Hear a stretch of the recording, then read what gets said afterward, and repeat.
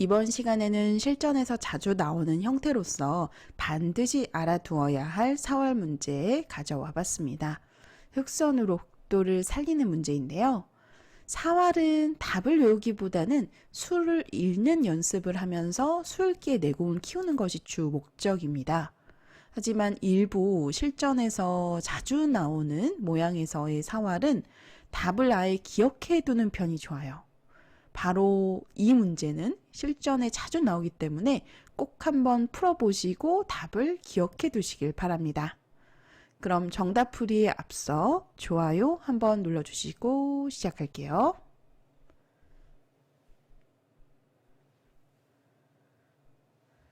흑선으로 흑을 살리는 문제입니다. 일선에 백돌이 하나 젖혀져 있어서 바로 두 점이 끊겨 잡히는 수가 보입니다. 그래서 일감으로 이어서 받고 싶은 자리인데요.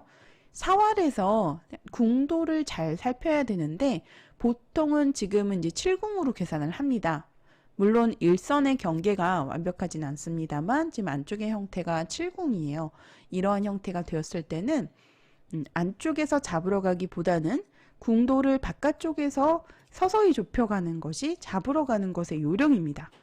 이 모양이 나왔을 때 이제 흑은 육궁이 되는 건데요. 안쪽에서 이렇게 집 모양을 만들고자 했을 때 백이 이렇게 잡으러 갈 수가 있는 형태예요. 이렇게 안쪽으로 들어오면 막더라도 이렇게 분리된 집을 나지 못하게 이 모양을 만들게 되면 이 형태는 이제 귀의 특수성 때문에 빅이 아니라 잡히는 형태입니다. 두 점은 따내더라도 먹여쳐서 옥집이죠. 이렇게 되면 흑이 꼼짝없이 잡히는 형태예요. 그래서 2번으로 이렇게 들어갔을 때 이 모양 자체가 이제 흑으로 이렇게 집을 만들고자 시도를 하더라도 일단 치중수 급소절이 먼저 가고요. 차단할 때 또 이렇게 일선에 젖히고 또 이렇게 치중의 자리, 분리된 집을 나지 못하게 이렇게 들어가게 되면 역시 흑도를 잡을 수가 있는 형태입니다. 두 점을 따먹더라도 먹여쳐서 옥집이 되죠. 그래서 1번으로 그냥 있게 되면 2번으로 이렇게 가만히 들어갔을 때 흑으로서 다음이 없어요. 막더라도 젖혀놓고 치중을 가게 되면 오궁도화로 잡히는 형태죠. 네, 그래서 이 두 점을 살리는 행마로는 막는 것은 끊겨서 되지 않기 때문에 바로 잡히죠. 그 다음으로는 호구 자리가 떠오릅니다. 일선의 호구 자리가 있는 것보다는 훨씬 더 지켰을 때 백에 이제 치중을 유도하는 거예요. 치중을 가면 이제 있는 것이 아니라 이렇게 있는 약점을 뒤로 이렇게 막아서 지킬 수가 있습니다. 자충 때문에 못 들어오죠. 그래서 막아서 두었을 때 흑이 분리된 집을 내면서 살 수 있는 형태예요. 네, 그런데 문제는 여러분들 좀 바둑 공부를 사활 공부를 하셨던 분들은 이 모양을 어느 정도 아실 거라 생각합니다. 워낙 유명한 형태여서요. 여기서는 이 치중의 자리가 급소가 아니라 지금은 이 모양의 궁도를 좁히는 일선에 젖히는 수를 먼저 두고요. 이제 흑도 막아서 받아야 되는데 이 모양에서의 급소는 2선 치중이 아니라 1선의 2의 1의 치중이에요. 그래서 2의 1의 치중 자리를 두게 되면 이러한 모양이 나왔을 때 이제 흑도 집을 만들고자 이렇게 한 점을 잡으러 간다면 여기서 백이 안쪽에서 힘을 쓰는 것이 아니라 바깥쪽에서 서서히 이어서 흑의 궁도를 좁혀갑니다. 그러면 이때 흑이 받을 수가 없어요. 이렇게 만약에 한 점을 잡으러 가면 먹여치는 수가 있어서 옥집이 돼버리죠. 있는다면 자충으로 잡혔습니다. 이곳을 잇더라도 이렇게 가운데를 들어가게 되면 흑이 잡히는 형태고요. 그래서 6번으로 뒤를 이어서 이제 서서히 공배를 좁히는 4번하고 6번이 이 문제에서의 아주 절묘한 조합이에요. 이 치중자리 급소 그리고 궁도를 좁히는 이러한 맥점들이 이 문제에 전부 스며들어 있습니다. 그래서 4번으로 이렇게 치중을 가는 자리가 이 형태 급소이고요. 여기서 흑이 집 모양을 만들더라도 역시 뒤에서부터 서서히 이어 들어가면 흑도를 이렇게 단수를 쳐서 집을 나지 못하게 할 수가 있어요. 그래서 역시 잡히는 형태입니다. 수순도 절묘하고 실전에서 많이 나오는 형태이기 때문에 이러한 형태가 나온다면 여러분들 반드시 기억하세요. 일선에 젖히는 수, 이제 흙도 받는다면 이제 치중을 가서 이제 바로 잡히는 형태다라는 거예요. 이곳을 이어서 이제 넓히면서 공도를 넓히면서 버텨도 단수 자리가 선수이기 때문에 이어서 따냈을 때 치중의 급소를 당해서 역시 잡히는 형태입니다. 자, 이렇게 젖혔을 때 다른 대응은 없을까요?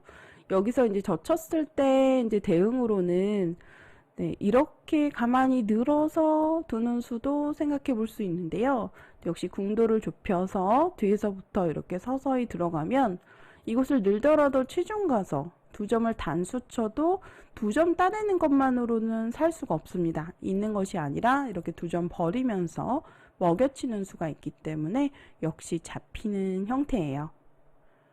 그래서 이렇게 젖혔을 때 둘 수 있는 수가 뒤로 물러나면 이곳을 늘어서 이제 옥집을 만들면서 배기흙을 쉽게 제압할 수 있는 형태이기 때문에 이 선에 이렇게 젖히는 자리가 급소고요.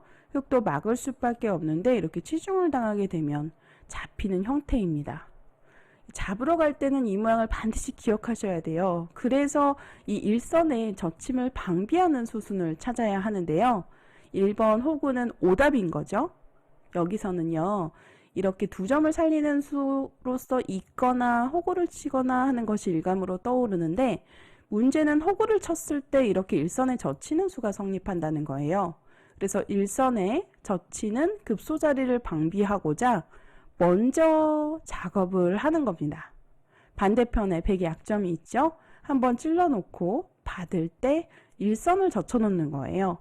일선 젖혀두는 교환이 뭐가 의미가 있을까 싶지만 이 일선에 한번 먼저 선수를 쳐서 젖혀두는 교환으로 인해서 흙이 호구를 쳤을 때 사는 궁도를 만들었습니다. 그러면 똑같이 이제 먹여쳐서 잡으러 올게요. 그러면 이때 흙은 따내는 것이 아니라 따낸다면 똑같은 형태, 치중자리 급소로 잡혔습니다. 이 형태가 되면 잡혔고요. 이때 흙이 가만히 늘어서 받는 수가 정수인데요. 이렇게 두게 되면 원래 기존의 백이 파고들 수 있었던 자리잖아요. 그런데 지금은 두게 되면 따내면서 이제 반집을 확보할 수 있기 때문에 흙이 깔끔하게 살았습니다. 그래서 백도 이렇게 는다면은 이곳을 붙여서 이제 잡으러 가는 것을 생각해 볼 수 있는데 이렇게 흙이 단수를 쳤을 때 반대편에서 들어가야 되는데 이렇게 또 한 점을 따내게 되면 분리된 집을 만들 수 있는 거죠. 7번으로 이렇게 꼬부렸을 때 3번, 4번 먼저 젖혀둔 흙의 교환이 말을 하는데요. 이때 백이 뒤를 이어서 받는다면 이렇게 집을 만들면서 두 집을 확보할 수 있는 형태입니다. 자, 정답 수순 다시 한번 보여드릴게요. 처음으로 돌아가서 이러한 형태가 이제 정석 후에도 많이 나오고요. 실전에서 정말 많이 나오는데 그냥 받아주다가는 잡히는 형태입니다. 호구를 쳐도 마찬가지로 일선에 젖히고 치중수로 잡혔고요. 그래서 먼저 이 젖힘을 일선의 젖힘을 선수로 교환하는 것이 이 문제의 포인트고요. 이 교환한 다음에 다시 호구를 치게 되면 백도 먹여쳐서 잡으러 오는 것이 최선인데 이렇게 꼬부려서 흙이 두 집을 내면서 살릴 수 있는 형태입니다. 6번으로 먼저 치중자리 두어 볼게요. 이곳을 이렇게 치받아서 두게 되면 똑같이 백이 이제 이어서 잡으러 올 수 있는데요. 이때 만약 이렇게 있는다면 귀곡사로 잡혔습니다. 흙으로 착각할 수 있는 좀 조심해야 되는 형태이고요. 흙도 9번으로는요. 10번 자리에 이렇게 단수를 쳐서 먹여칠 때 한 점을 따내지 않고 6번에 한 점을 따내는 거예요. 그러면 A, B 맛보기로 백도 따내야 되는데 이렇게 일선을 이어서 두 집을 만들면서 살아가는 문제입니다. 정말 절묘하죠? 사실 이러한 형태는 실전에 많이 나오기 때문에 저도 외워서 이제 설명을 드리는데요. 만약 외우지 않고 한 수 한 수 수순을 여러분들에게 이제 읽어가면서 설명을 했더라면 굉장히 어려웠을 것 같아요. 그래서 이런 형태 나왔을 때, 아, 잡혔구나 기억하시고, 반드시 이곳에 일선에 젖히는 자리를 먼저 선수해서 호구를 친다면 이 형태는 또 반대로 살아있다라는 거죠. 네, 이렇게 해서 실전에서 반드시 알아두어야 할 실전 필수 사활 문제 풀어봤습니다. 정답 맞추셨나요? 네, 이 문제는 꼭 아셔야 합니다. 오늘 영상 재미있게 보셨다면 좋아요, 구독 부탁드릴게요.